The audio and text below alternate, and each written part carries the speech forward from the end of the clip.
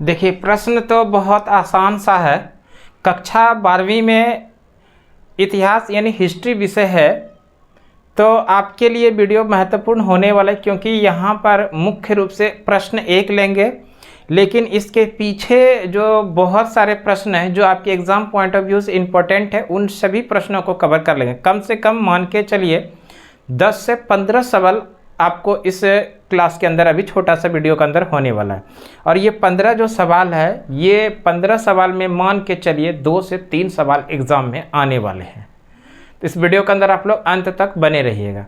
देखिए, प्रश्न सीधा सा पूछा गया, भारत का सबसे प्राचीन धर्म ग्रंथ कौन सा है? भारत का सबसे प्राचीन धर्म ग्रंथ ये पूछा गया है। और आप लोग ध्यान रखिएगा, भारत का सबसे प्राचीन धर्म ग्रंथ जो है वो है वेद। भारत का सबसे प्राचीन धर्म ग्रंथ क्या है? वेद। वेद के बारे में भी पढ़ेंगे, उसके पहले ये समझ लीजिए भारत का सबसे प्राचीन धर्म ग्रंथ क्या है? वेद। और वेद के बारे में बात करें तो वेद के संकलनकर्ता कौन? ये भी प्रश्न पूछा जाता है। वेद के संकलनकर्ता, वेद के संकलनकर्ता कौन थे? वेद के संकलनकर्ता के बारे में अगर पूछा जाए तो आप लोग आंसर कीजिएगा। वेद के संकलनकर्ता थे महर्षि कृष्ण द्वैपायन वेद व्यास।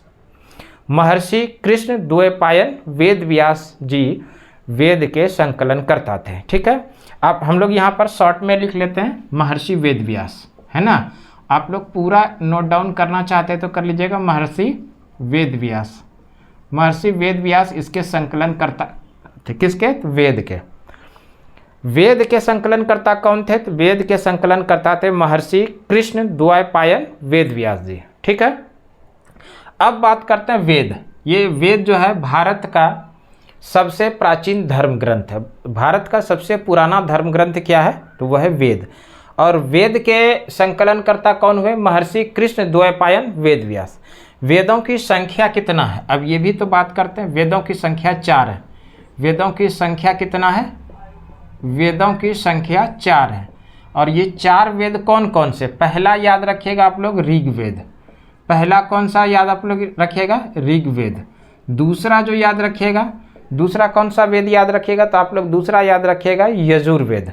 दूसरा कौन सा? यजुर्वेद। यजुर्वेद। और तीसरा जो याद रखिएगा, तीसरा याद रखिएगा आप लोग सामवेद। तीसरा आप लोग याद रखिए सामवेद। और चौथा याद रखिएगा अथर्ववेद। चौथा क्या याद रखिएगा? अथर्ववेद। तो इस तरह से ये 4 वेद हो गए। अथर्ववेद, इस तरह से आप लोग याद रखिएगा अथर्ववेद। 4 वेद हो गए। वेदों की संख्या कितना है? 4। कौन कौन? ऋग्वेद, यजुर्वेद, सामवेद और अथर्ववेद। ठीक है, थोड़ा और ये समझ लीजिएगा, ऋग्वेद से संबंधित ये सबसे प्राचीन का वेद है। ऋग्वेद क्या है? सबसे प्राचीन का वेद। सबसे प्राचीन का वेद। सबसे प्राचीन का वेद। सबसे प्राचीन का वेद कौन सा है? तो सबसे प्राचीन का वेद है ऋग्वेद। और इस ऋग्वेद में मंडलों की संख्या की बात करें कि ऋग्वेद में कुल कितने मंडल? ये प्रश्न पूछा जाता है। मंडलों की संख्या 10 है। ऋग्वेद में मंडलों की संख्या कितना है? 10। साथ में याद रखिएगा ऋग्वेद में सूक्तों की संख्या कितनी है? सूक्त। ऋग्वेद में सूक्तों की संख्या 1028 है। कितना? 1028। और इसके बाद याद रखिएगा ऋग्वेद में ऋचाएँ कितने हैं? ऋचाएँ, अगर ऋचाएँ की बात करें, ऋचाएँ जिसको हम लोग बोलेंगे रचनाएँ भी बोल सकते हैं। ठीक है, तो ये 10,462 है। 10,462। ये तीनों को आप लोग याद रखिएगा। सबसे पहला क्या है? ऋग्वेद जो है वो चारों वेदों में सबसे प्राचीन का वेद है। सबसे प्राचीन का वेद ऋग्वेद। इस ऋग्वेद में कितना मंडल है? मंडलों की संख्या 10 है। सूक्तों की संख्या कितना है? 1028 है। और ऋचाएँ कितना है? 10,462 है। इसमें से थोड़ा सा और समझ लीजिए, ये जो मंडल है, इसी 10 मंडल है। इस ऋग्वेद के तीसरे मंडल में गायत्री मंत्र है। तीसरे मंडल के अंदर क्या है? गायत्री मंत्र। और यहाँ से ये प्रश्न पूछा जाता है, गायत्री मंत्र की रचना किसने किया है? तो आप लोग याद रखिएगा गायत्री मंत्र की रचना किया था विश्वामित्र ने।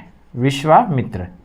गायत्री मंत्र किस मंडल के अंदर है? ऐसा प्रश्न पूछा जाएगा, ऋग्वेद के किस मंडल में गायत्री मंत्र का उल्लेख है? तो आप लोग याद रखिएगा ऋग्वेद के तीसरे मंडल में गायत्री मंत्र का उल्लेख है। और ये गायत्री मंत्र के लेखक गायत्री मंत्र की रचना किसने किया है? तो वो विश्वामित्र ने किया। ठीक है, तो ये हो गया ऋग्वेद। अब यजुर्वेद देखिए, यजुर्वेद है ये गद एवं पद वाला वेद है। गद एवं पद वाला वेद, गद एवं पद वाला वेद, ऐसा पूछा जाता है कौन सा वेद को गद एवं पद में लिखा जाता है? तो गद एवं पद वाला वेद कौन सा है? तो वह है यजुर्वेद। अब सामवेद के बारे में बात करें तो सामवेद जो है इसको बोला जाता है संगीत का जनक वाला वेद। संगीत का जनक, संगीत का जनक वाला वेद कौन सा है? तो संगीत का जनक वाला वेद है सामवेद। और अथर्ववेद जो है इसके अंदर क्या है? तंत्र मंत्र जादू टोना वाला वेद, जादू टोना वाला वेद कौन सा है? ये है अथर्ववेद। तो इस तरह से ये 4 वेद हो गया। और एक सवाल और याद रखिएगा आप लोग, वेदों को भली भांति समझने के लिए वेदांग की रचना की गई। अब वेदांग की संख्या कितना, ये भी पूछा जाता है। वेदांग की संख्या की बात करें तो वेदांग की संख्या 6 है। वेदों को भली भांति समझने के लिए कितने वेदांग की रचना की गई है? 6। एक सवाल और याद रखिएगा, पुराण कितना है? पुराणों की बात किया जाए तो पुराणों की संख्या 18। पुराणों की संख्या कितना है? 18। ठीक है। और एक सवाल याद रखिएगा, महाकाव्य कितने हैं?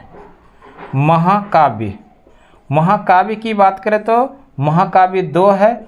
एक तो है महाभारत, क्या है? एक महाभारत है, और दूसरा जो है तो वह है रामायण। इसको भी आप लोग याद रखिएगा, रामायण। एक है महाभारत, महाकाव्य की संख्या कितना है? 2। एक महाभारत है, दूसरा रामायण, ये महाभारत हो गया। तो इसमें देखिए प्रश्न क्या पूछा गया था? प्रश्न तो एक सीधा सा प्रश्न पूछा गया था कि भारत का सबसे प्राचीन धर्म ग्रंथ कौन सा है? भारत का सबसे प्राचीन धर्म ग्रंथ वेद। इसको हम लोग कवर किए। वेद के संकलनकर्ता कौन थे? वेद के संकलनकर्ता थे महर्षि कृष्ण द्वैपायन वेद व्यास जी। वेदों की संख्या कितना है? तो वेदों की संख्या हम लोग देखें 4। वेदों की संख्या कितना है? 4। कौन कौन वेद है? ऋग्वेद है, यजुर्वेद है, सामवेद है और अथर्ववेद। ये 4 वेद है। इस चारों वेदों में सबसे प्राचीन का वेद कौन सा है?